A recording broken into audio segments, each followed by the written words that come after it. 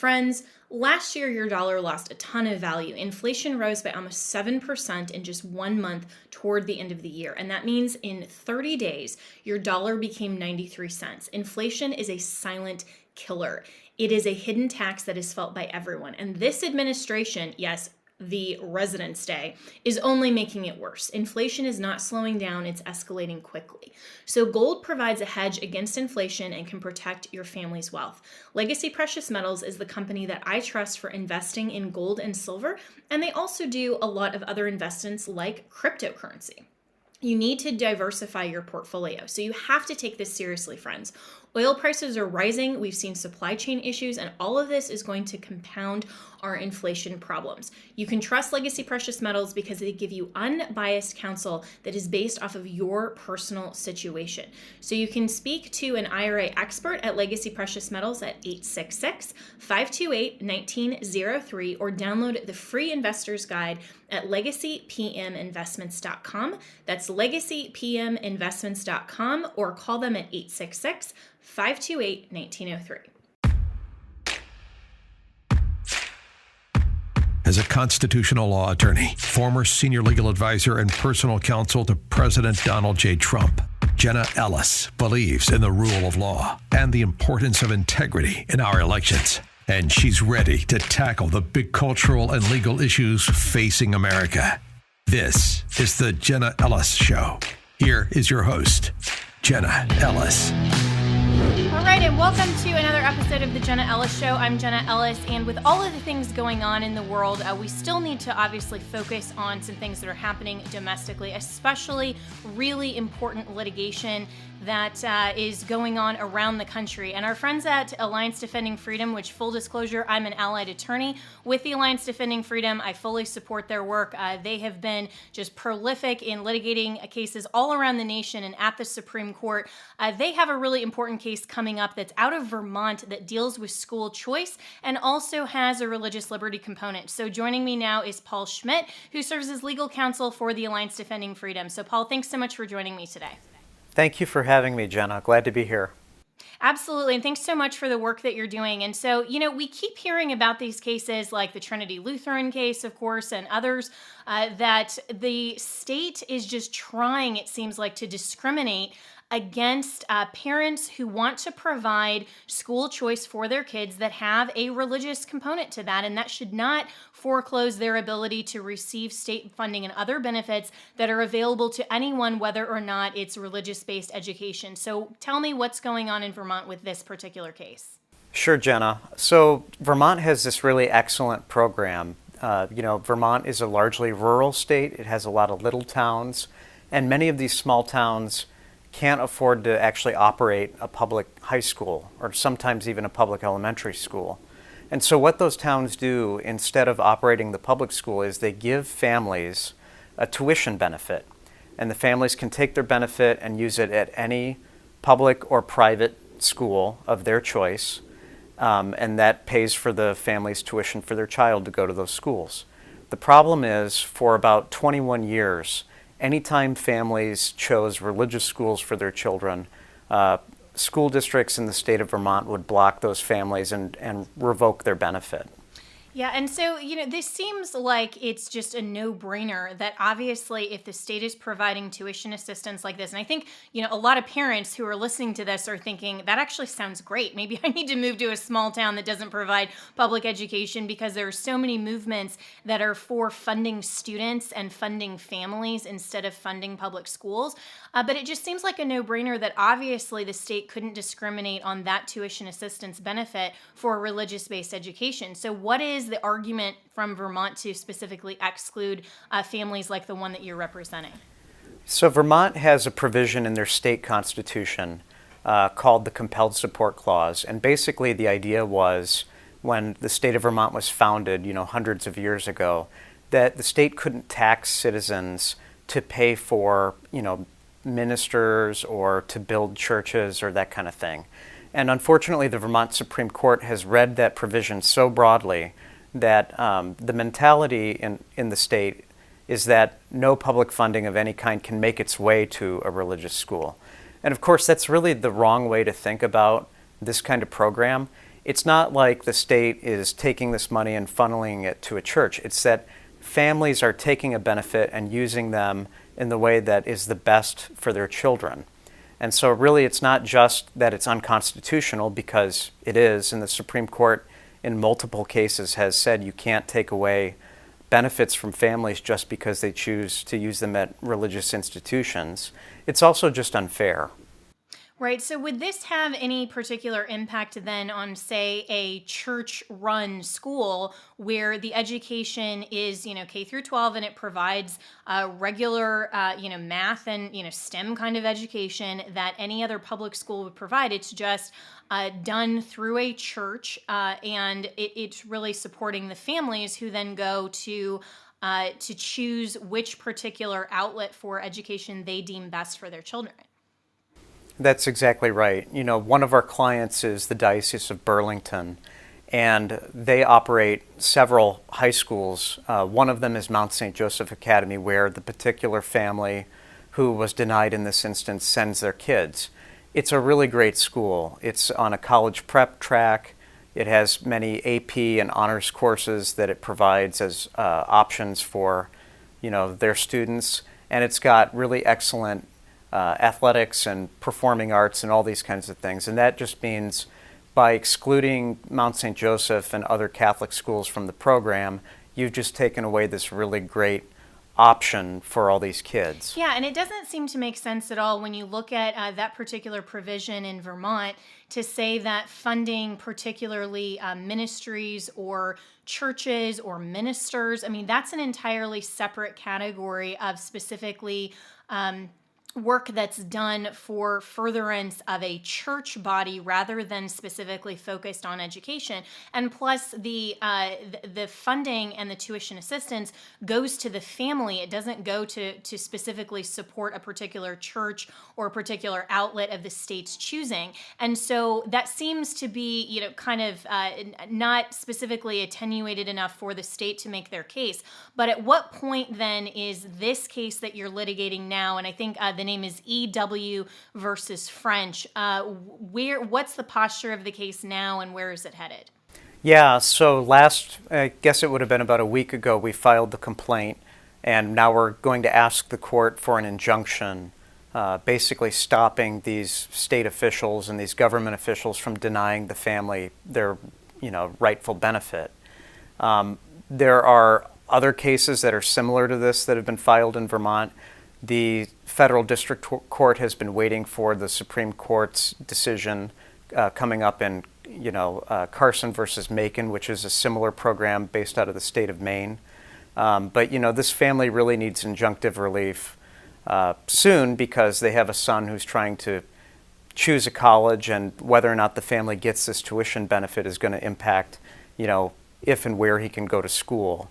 Because having to pay high school tuition out of pocket, as many families that choose religious schools in Vermont has had to do, it kind of sets all these families up at a disadvantage compared to their neighbors. So we're really looking for injunctive relief, and we're trying to ask the court basically to strike down this discriminatory regime that's been going on for more than 2 decades. Yeah, and I wish you a lot of success there, because hopefully that injunction, will be granted by the court. And what do you anticipate? Speaking of Carson versus Macon, I spoke a little bit about that case on this show previously, but just to give some of the listeners kind of a more broad overview of where that case's posture is, and then how this can potentially affect families across the country, because a lot of people, again, especially in the midst of the pandemic, when families were looking at other alternatives, when schools were closed, they're looking at homeschooling, they're looking at other school choice options.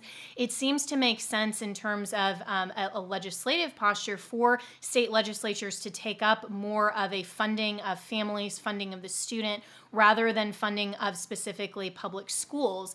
And so what is the posture across the country, and what do you expect from the outcome of Carson versus Macon? Speaking kind of globally about what's going on with school choice, last year school choice had one of its best years across the nation in state legislatures. There were more school choice bills introduced in the last year than there have been in recent memory. And so a lot of exciting things are happening. Families have more options and really can find the school that's the best fit for their kids. Carson is an important piece in this whole puzzle because basically what the Carson decision will do is it will finally say, look, states, many of these states have what are called Blaine amendments in their state constitutions, which are provisions that are designed to keep, these these kind of benefit programs from benefiting religious schools and religious institutions. So hopefully what Carson will do is come down and say, we really mean what we say. You can't use these provisions in your state constitution to keep these benefits away from families who want to send their kids to religious schools. You can't, rely on clever distinctions or excuses in trying to deny funds for these families. And so hopefully the Supreme Court will just draw a very bright line that protects the religious schools, protects the families that choose to send their kids to go there. Yeah, and Paul, what's so hypocritical to me about the leftist posture in this and how, they're trying to, these regimes and these schemes like in Vermont and Maine and other, other states around the country, when they're trying to say that we're going to exclude sending this funding to parents who choose religious education, when you look at the state's sponsored education, and when you look at things that are going through some of the public schools, like in my home state of Colorado, for example, and some of the sex education programs, some of the things that we're seeing from the left in terms of their broad push for LGBT oriented sex education, some of those things, and even as young as kindergarten. I mean, that's something that is also a worldview and a sincerely held, dare I say it, religious belief. And so all of these components, there is a case to be made that even the public schools are borderline advocating for a certain perspective and a certain religion. And so why are they not excluded from public dollars and public funding if they want to push some of these worldviews into their curriculum that absolutely contain a religious component, because it's a viewpoint of mankind and it's a viewpoint of human sexuality. It's a viewpoint that isn't specifically religiously neutral. Yeah, what you've brought up in the controversy surrounding all those issues really only highlight the importance of letting families choose the place that's best for their kids, precisely because a lot of us as Americans disagree about all these different issues, right? And so locking it all down to having only one choice for families and their kids really does them a great disservice. The Supreme Court in a couple of cases has said that there's a constitutional right for parents to direct the upbringing of their children. And really these school choice programs help realize that for a lot of these families. So it's very important that, the court issue a very strong opinion here in Carson and in following cases that helps families, find that best fit for their kids. Yeah, amazing how the left is completely for diversity until it comes to education and until it comes to the programming of young kids and specifically what they want kids to have to be exposed to, and they don't want parents to be able to direct the education and upbringing of their children when it contains a viewpoint that they particularly disagree with. So Paul Schmidt, when do you expect the Carson versus Macon case to be handed down? Obviously, it'll come sometime before June, but any anticipation of any time before then? I wish I had insider knowledge on that. Unfortunately, I don't, but it seemed to be from the oral arguments that this wasn't going to be a big blockbuster controversial thing. A lot of the justices seemed pretty open to the idea that, the state really shouldn't just take this choice away from families. And so I would anticipate we might get it before June. That would be great. And just more broadly speaking as well, in the last few minutes that I have with you, and I really appreciate your time here, speak a little bit to just Alliance Defending Freedom. I know my listeners are really familiar with ADF, of course, the CEO, Mike Ferris, who's been a dear friend and mentor of mine, since I was in high school, and just really appreciate him and all the work that ADF does. Where can people find you, other issues that you're litigating, and how people can support the mission of the Alliance Defending Freedom? Great. The best place I would direct them to is our website, which is adflegal.org. And you can find a lot of information about not just, the French cases going on in Vermont, but on every issue. We do, obviously, religious liberty, marriage and the family, human life work. We're helping protect women's sports with our Title IX litigation. And we're now doing more in the space of parental rights and helping families in that way.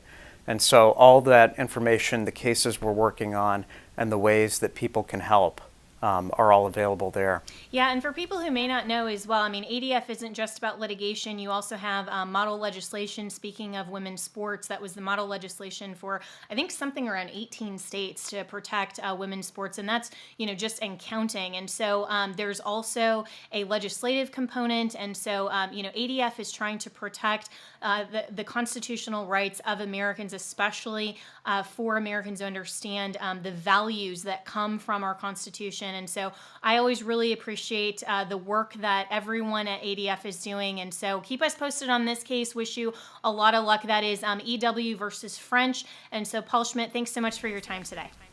Thank you, Jenna. I'm glad to share it with you. All right, everyone. So please support my good friends at the Alliance Defending Freedom. They are doing so much good work, and looking forward to having my friend Michael Ferris on the program in the near future. He's a very busy man, but always love it when he can drop by. So go to adflegal.org, and they've also done a lot in terms of the vaccine mandate litigation and making sure to carve out religious liberty exemptions. And so this is an organization that is doing a lot of work across the spectrum that obviously I'm a part of. I support their work and love what ADF gets to do. So now moving into a second block of this show, I'm really excited. I had time last week to sit down with some new friends of mine called Cedric and Brian, and they have a great podcast of just some average everyday dudes. And so I want you to listen to this interview. I had so much fun with them, and they're going to talk to you about why they've been inspired to start their own show and just talk about the things that really are concerning to everyday Americans. And I had a lot of fun with them. So watch this. I thought for today we would do something a little more lighthearted because the news has just been one thing after the next with Ukraine, with inflation, with Joe Biden's State of the Union. That was absolutely a train wreck. And so I thought I would bring on some new friends of mine because one of the fun things about my job is that I actually get to travel quite a bit with different clients, different speaking engagements, and I end up meeting through kind of, friends of friends, a lot of really amazing people across America. So through some friends that actually met in Miami, then out in California, so kind of coast to coast, I now have the pleasure of knowing Cedric and Brian, who actually have their own show that you guys should totally watch. And so Cedric and Brian, welcome to the Jenna Ellis Show. Thank you, Jenna. Thank you. Do you want to correct her on your name? Oh, it's okay. It's always. He goes by Cedric. Cedric, sorry. Yeah, oh my gosh. okay. So, okay, do we want I to do- start this again? Okay, yeah, so Cedric. It's not Cedric? No. See, No. this is why I should But ask. I respond to everything. Yeah, well, I just respond to hey you, and it's all good. So, well, anyway, so what is your background and your story of why? Because you guys are just two regular guys who I met through a friend of a friend, and and you guys reached out and said, hey, we have this show. We're just two regular guys who got really interested in politics, and so what's kind of your background and why are you doing this show? Well, so I had an idea of it was going to just be Cedric because I was getting into, I'm actually a chiropractor by trade, and Cedric is a teacher and he's also in real estate. But I said, hey Cedric, let's do a show. I want to start learning how to edit and do this stuff for film and video. And he took stand up for a little bit and he's done plays. So I thought you'd be a good guy to let me get my chops on this editing stuff. And then we did a test one and we were both in it and our rapport was actually pretty good. So my wife and some other people said, hey, you guys should do it together. So that's how it happened. It was just kind of on a lark. And we started, if you look at our old episodes, Cedric would come up with stuff. It's like, which way do you hang your toilet paper? So it was very non-political at the beginning. It was just like, hey, let's talk about goofy stuff that people always ask. That's one of our best shows, actually. Yeah. Yeah. You know what's so interesting about stuff like that, though, is like when I used to have a radio show in Denver and I would fill in, for some other other of my friends, so often when we would have guests that would call in, it would be on the most innocuous things. Like one of our best shows was people had huge opinions over whether, iPhone versus Android, because I'm one of those people, like if you're a green bubble, sorry, I automatically assume that there's probably something wrong with you. And so that was one of our most popular shows ever, because I think people have opinions on some of the most mundane things that we can all relate to. So that's hilarious. Yeah, and then we did a pet peeve one because he knows my pet peeve is the shopping cart thing, so we had to do one on that. Wait, what is that? When people don't put the shopping carts away after they grocery shop and they just leave them all over the parking lot, We're not allowed to do that. Jenna. Just kidding. So we did on that, but then of course the summer of 2020 happened, and the COVID and the George Floyd, and Cedric had wanted to go political for a while, and I said, no, let's keep it away from politics, and then we did a TikTok. Yes. On the riots, or I can't remember if it was COVID or the riots, and all of a sudden it went viral, and I thought maybe that's where we should go with our YouTube. Yeah. And the rest is history. We just kind of stayed in that lane. Awesome. And you've said too that a lot of people are commenting on how you guys have such a good rapport, and obviously, one of you is Black, one of you is not Black, and so so that is I mean, if I can comment on that, because obviously, I don't know how either of you identify. Maybe you both identify like Elizabeth Warren, that you're Native American. I mean, who knows? So just guessing on that one. But, but you've said that a lot of people are actually surprised that you have such a good rapport. But I think that that's actually part of what makes America great. And one of the things that is such a lie from Washington, that somehow people who have differences, whether it's skin color, it's gender, it's whatever, that we can't dialogue and we can't actually be friends, and that we have to disagree over everything unless we are all exactly the same. That's such a lie from Washington. So you've mentioned that that's one of the kind of the biggest comments that you guys get about your shows. Yeah, it surprises us when we get it, because Brian and I, we've been friends for 21, 22 years now. Yeah. We met at the gym. He took pity on me. Believe it or not, if you ever watched the show with starring Jaleel White, I was the original Steve Urkel. So Brian walked into the gym, took pity upon me, and we met and we started weightlifting and things like that. And he was married and had young kids, and I was married and had young kids. And our friendship just blossomed, and we realized we shared similar, morals and ethics and values. Well, it's because I told you that Black joke right at the beginning. He told me like 2 weeks after we're at the gym, he goes, "Hey, can I tell you a Black joke?" I don't remember the joke because it wasn't funny. It was funny. Brian doesn't do funny, so I don't remember the joke. But that was huge, because we could laugh with each other and talk about things. And so when people leave comments, it's like, wow, this is so refreshing to see a Black guy and a white guy getting along. We don't really think about it, because I don't see him as Brian the white guy. He doesn't see me as Cedric the Black guy. We're just Cedric and Brian. That was a plug for the show too, by the way. Every Tuesday and Thursday on YouTube. Yeah. Well, and that's awesome. So it's when did you say it's Tuesday and Thursdays on YouTube? Yeah, I try to release them every Tuesday and Thursday morning on YouTube, and it's just Cedric and Brian. Google that on YouTube. It should pop up. We're also on Rumble. We did put it on there because we never know when we're going to get, because we did get one episode actually shut down because we talked to Dr. Barkey, and I don't know if you're familiar with him. He was one of the original doctors that was talking about hydroxychloroquine. Can I say that on your show? I'm not going to get kicked off. They shut us down. I think it's okay now. Like somehow the science has changed, and so and we're also past that, because now Ukraine is the big thing, so nobody's even talking about COVID anymore. So I don't know what the rules are. The science changes daily, apparently. Right. Yeah. Well, I guess the thing that just came out of the Biden administration right now is now they're talking about therapeutics. We haven't talked about that for 2 years, but now it's a thing. Wow. Well, and one of the things that I think is so refreshing about you guys, and and I've looked at a few of the episodes of your shows, and when regular average people get engaged in politics and have real conversations, it makes everybody else feel like, oh, we're part of normal society. This isn't just all of the suits that are in New York with all of the, professional lighting and the cameras on, the mainstream media and CNN and all of this that are telling us how we have to think and what the narrative is. And so part of the fascination, I think, about podcasts and about other alternative media is that regular people now have access to all of these platforms to be able to engage the dialogue in a lot different way than we ever used to before. And I did an episode actually, for my listeners who will be aware of this, this was probably several months ago, when Chris Wallace left to go from Fox News over to CNN Plus, and everybody's like, "What is he doing going over to the streaming network?" But a lot of viewers, and especially in the younger demographic, are actually leaving a lot of the traditional cable legacy networks, and they're tuning in to the Average Guy podcast. I mean, look at Joe Rogan.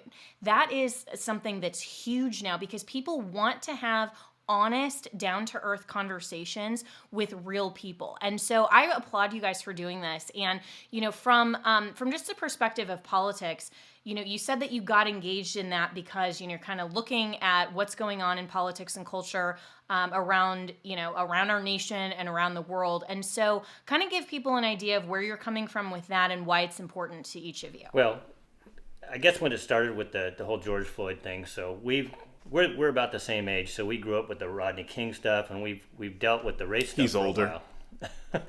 And Cedric is a conservative black guy, so right off the bat, at the time he was kind of a unicorn, but now we're seeing more and more. A lot of our subscribers are black conservatives, and we're finding them more and more, which I know Cedric is probably finally happy that, because originally we thought he was the Larry Elder and I was the Dennis Prager, so we were going to be the next Larry and Dennis, but we're seeing more and more. And he was called, and I'm sure, I don't know if you watched that episode, he's called Uncle Tom and a coon and all those things. So we decided we've got to get the message out there that it's not a monolith, and Cedric talks about that all the time. Yeah, I think it's also important to use facts and figures and statistics. And so usually when I get into the discussions with other people, I'm like, well, can you explain to me why you feel the way you feel? And it's usually met with some type of visceral hate. And like Brian said, here comes the Uncle Tom and the coon and the sellout.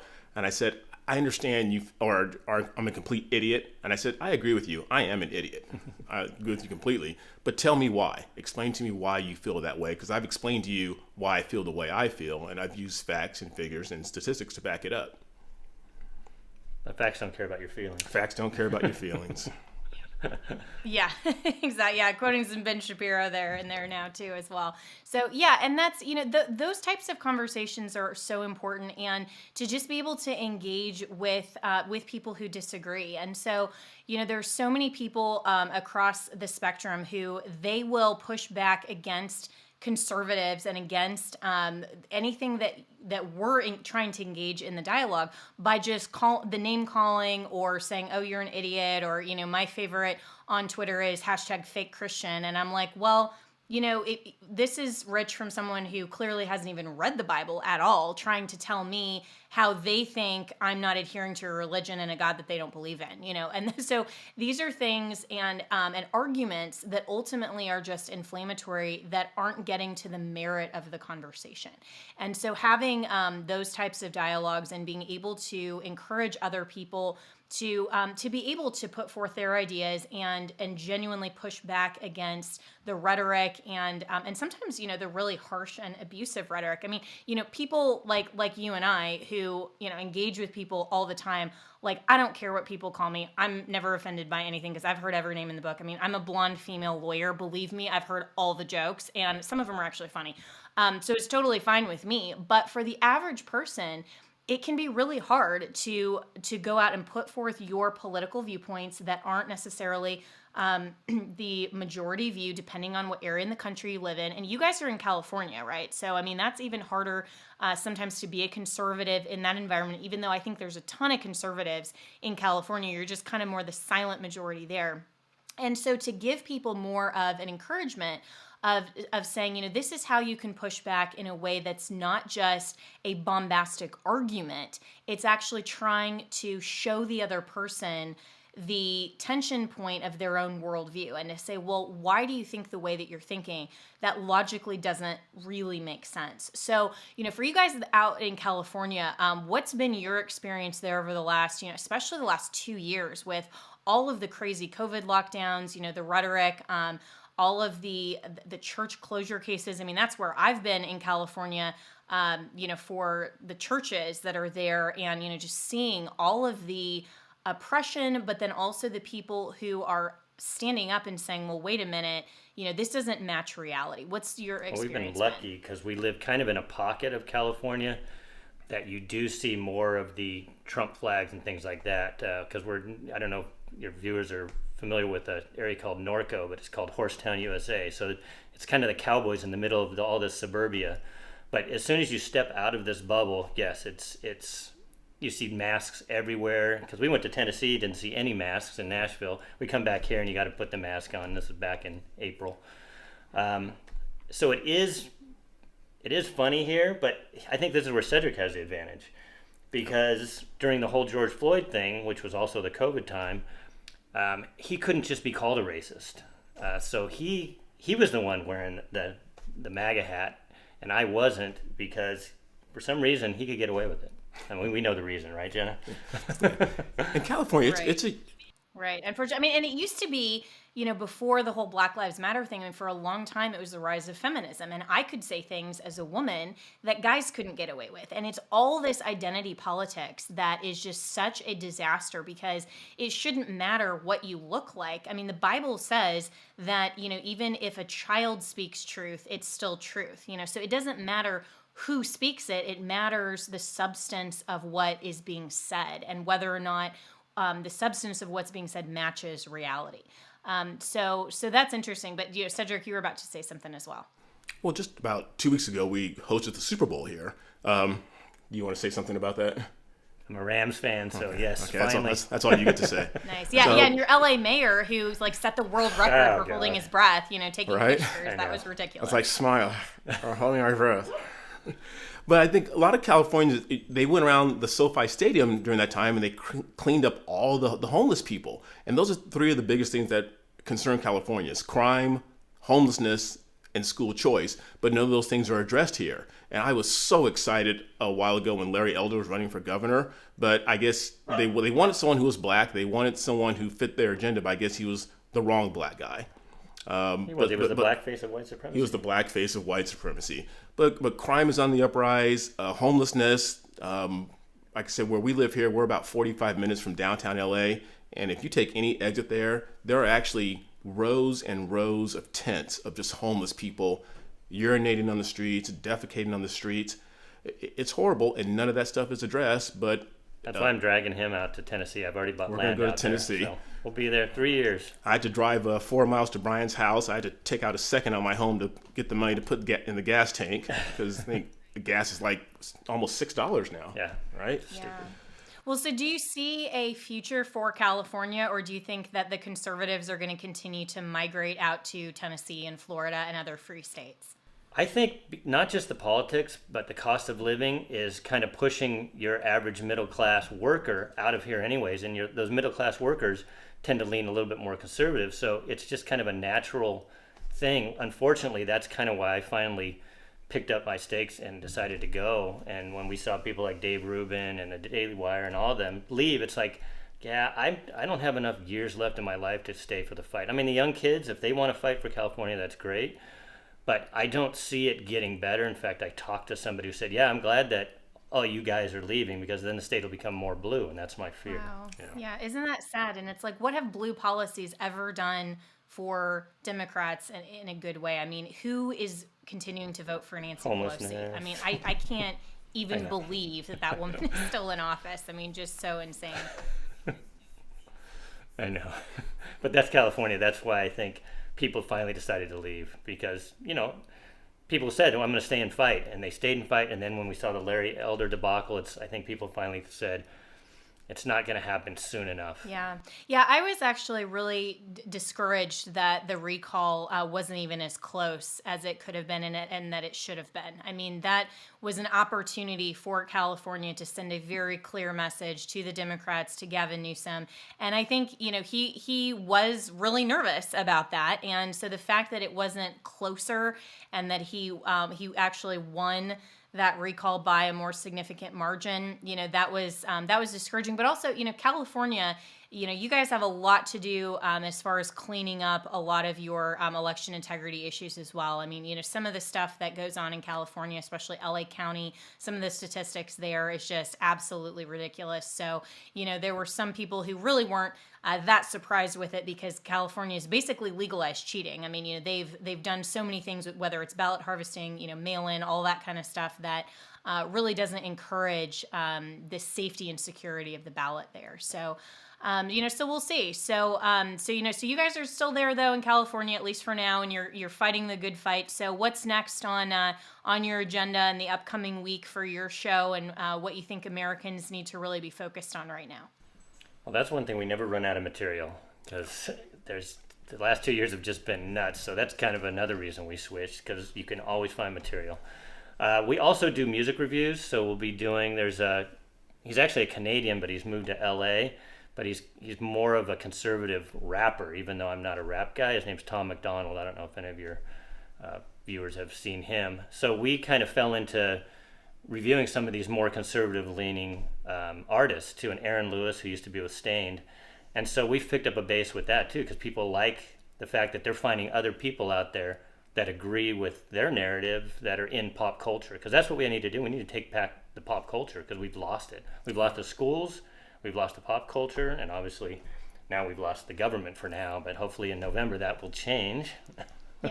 Yes. Everybody needs to get out and vote in 2022. But yeah, you're absolutely right. And, my friends over at the Daily Wire are doing a really good job with trying to get more in the entertainment lane and that focus, because you're right, especially with young people, there's so much that is political that can be said through entertainment. And when conservatives and Christians just completely give up ground in every area except the four walls of the church, then ultimately we end up having, the government starting to pound down on those doors as well. So that's great. And, Cedric, what else is up on the line for you?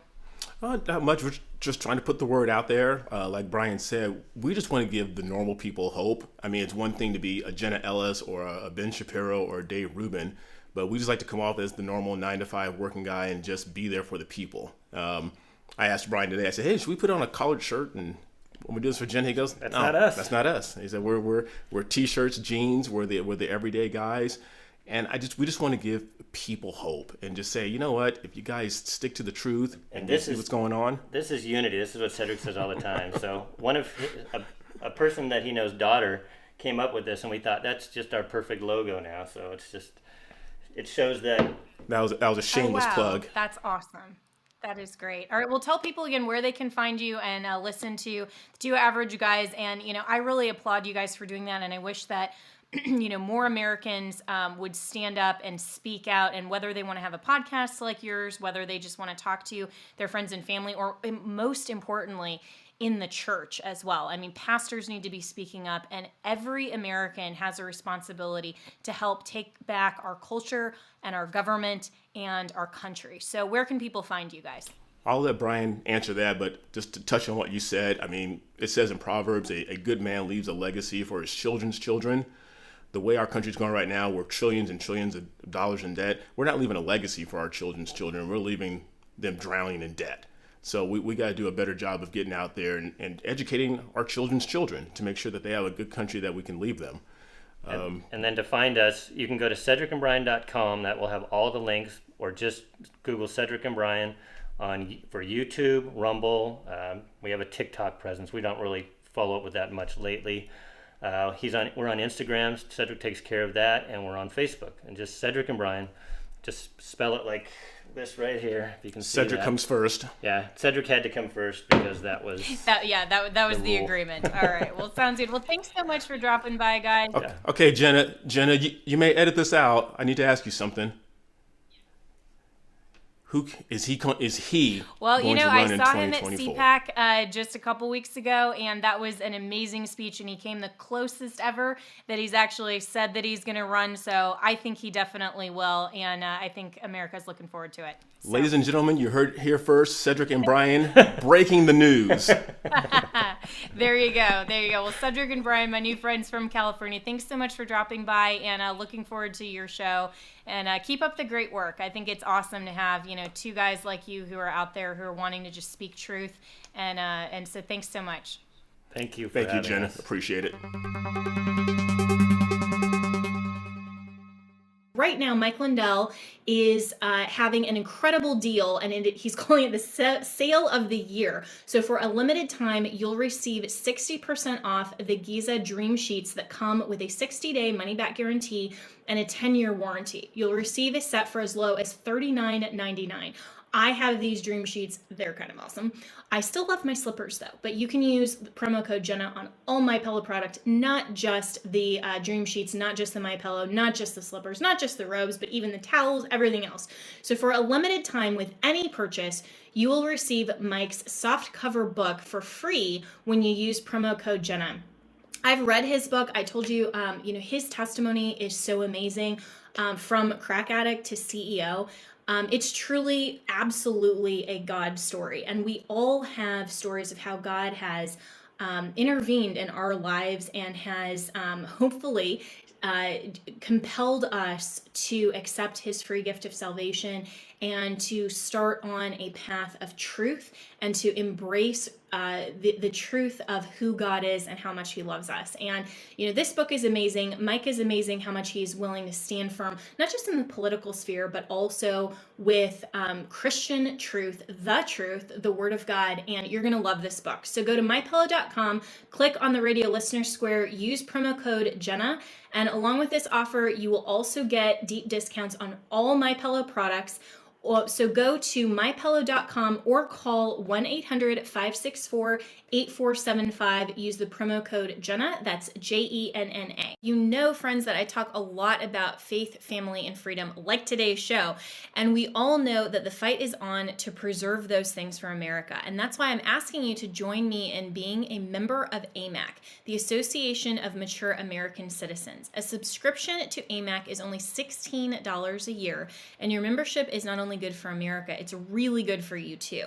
Because AMAC members receive countless benefits and discounts while also having their values represented in Washington, D.C. So AMAC carries your concerns straight to Capitol Hill with the AMAC Action Advocacy Team, reminding our leaders that we stand for faith, family, and freedom. With 2.3 million other AMAC members nationwide, we can all fight to save the America we love. So join AMAC today by going to amac.us/Ellis.